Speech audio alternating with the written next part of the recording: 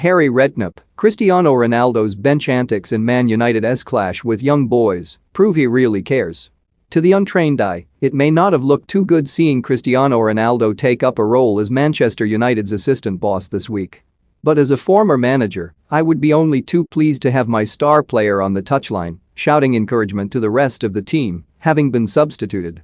Football is generally a selfish industry, even though it is a team sport, and it is not uncommon for players to sit on the bench with the hump, cursing the manager and the whole world if they are taken off.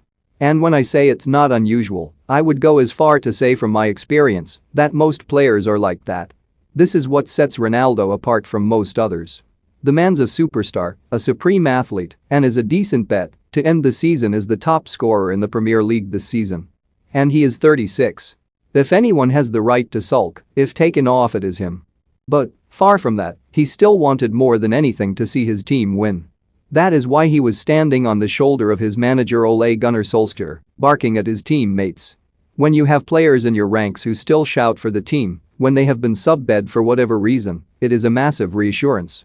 Betting special, get Ronaldo to score vs West Ham at 31. You know then that you have a good squad around you, good characters who are not just in it for themselves.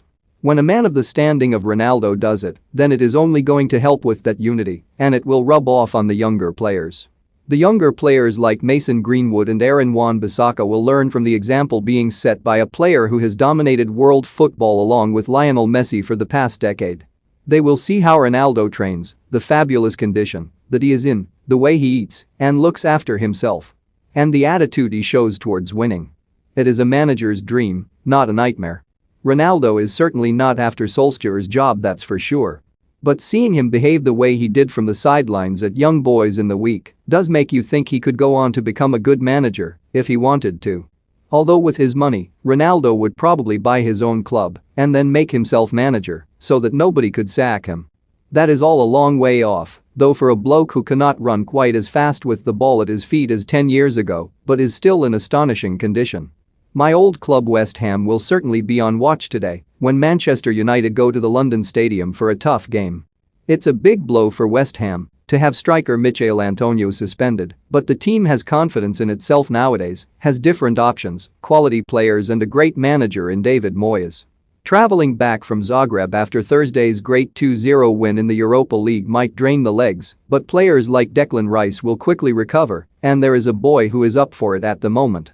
The good thing about playing teams like Man United a few days after a big night game is that the excitement overcomes physical fatigue. You don't need to talk the players out of their aches and strains, the quality of the opposition does that for you. Moyes has his hard-working Czechs to call on too. I particularly like the right-back Vladimir Kufel. Rested on Thursday obviously for a reason, he will be in and around Ronaldo throughout the game and won't give him a moment's peace. If Manchester United get a point, they won't be too upset, but it's the kind of game they dare not lose if they want to win big things.